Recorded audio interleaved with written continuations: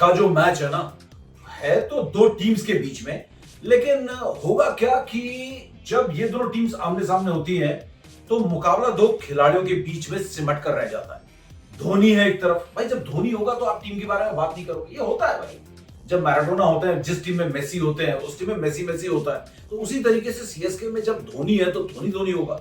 और दूसरी तरफ कौन है? दूसरी तरफ है किंग कोहली, जी हाँ, यानी कि आरसीबी। तो यानी कि आज का जो मुकाबला है वो है महेंद्र सिंह धोनी बनाम विराट कोहली।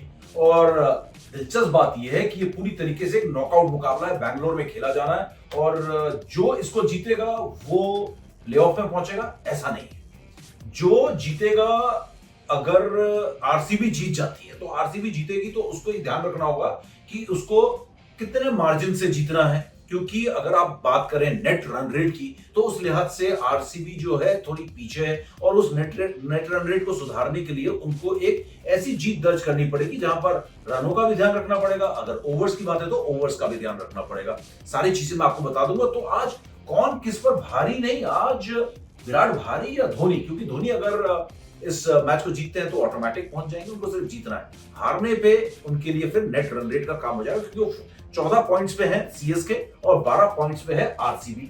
और अगर मैं आपको बता दूं फटाफट, और ये नॉकआउट मुकाबला एक तरह से खासकर आरसीबी के लिए, अगर आरसीबी पहले बल्लेबाजी करती है तो उनको ये मुकाबला 18 रन से जीतना पड़ेगा, यानी कि डिफेंड करते हुए 18 रन से, और चेज करते हैं अगर वो, तो चेज करते हुए 18.1 ओवर तक ये मुकाबला जीत लेना है, यानी कि 11 बॉल शेष रहते आरसीबी को ये मैच जीतना है। और विराट कोहली कमाल कर सकते हैं, हालांकि उनके थोड़े कुछ प्रॉब्लम्स हैं जिनके बारे में आपको आगे बताऊंगा।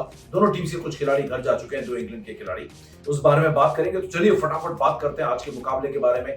धोनी और विराट में कौन किसका पलड़ा भारी है, कौन किस पर भारी पड़ेगा। मुकाबला चिन्नास्वामी स्टेडियम बैंगलोर में है, और अगर हम इन दोनों टीम्स के हेड टू हेड की बात करें तो कुल 32 मैचेस आपस में इन्होंने खेले हैं, 32। आरसीबी ने जीते हैं 10 और सीएसके ने जीते हैं 21।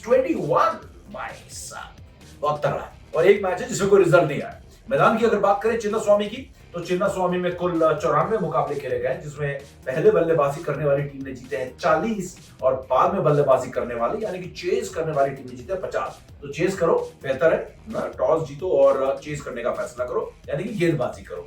और पहली पारी का जो औसतन स्कोर है वो है करीब 167 रन, 167 रन खूब बनते हैं। और आपको अब बता दें, इस सीजन में जब पहली बार ओपनिंग भी इन्होंने की थी इस सीजन की, सीएसके बनाम आरसीबी, और सीएसके ने वो मुकाबला 6 विकेट से जीता था 22 मार्च 2024। तो आरसीबी बदला भी लेना है।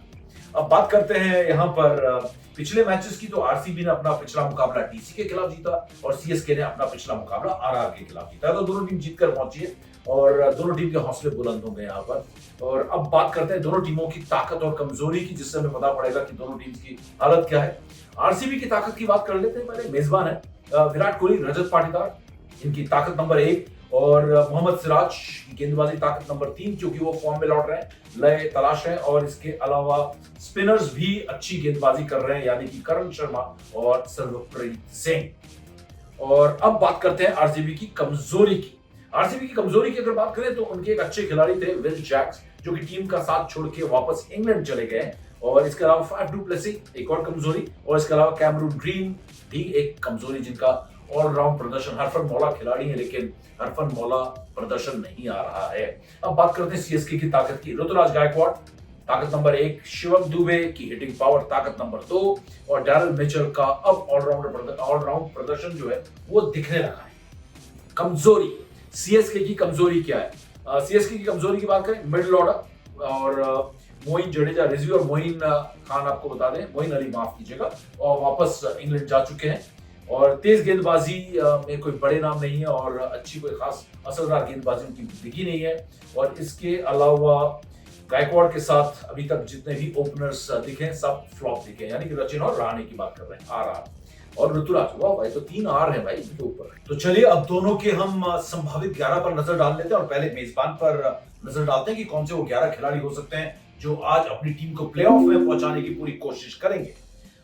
आरसीबी की प्लेइंग 11 कुछ इस तरीके से नजर आ रही है। Faf du Plessis, Virat Kohli, Glenn Maxwell, Rajat Patidar, Cameron Green, Mahipal Lomror, Dinesh Karthik, Swapnil Singh, Yash Dayal, Karan Sharma, Mohammed Siraj.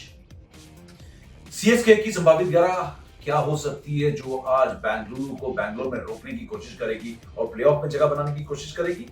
कुछ इस तरीके से संभावित 11 दिख रही है। Sachin Ravindran, Ruturaj Gaikwad, Daryl Mitchell, Shivam Dube, Ravindra Jadeja, Sameer Rizvi, MS Dhoni, Shardul Thakur, Tushar Deshpande, Simarjeet Singh, Mahesh Theekshana. तो यह है दोनों की संभावित 11। और एक और चीज जो मैं आपको बताना शायद भूला नहीं हूं, आखिरी के लिए रोक रखा था। बारिश की आशंका जो है वो करीब 85% है, 85%। तो अगर इस मैच में बारिश ने खलल डाला या बारिश की वजह से मैच धुल गया और पॉइंट्स अगर शेयर हो गए तो क्या होगा? तो यानी कि Chennai super Kings automatic qualify कर जाएगा प्लेऑफ्स के लिए और आरसीबी हो जाएगा बाहर।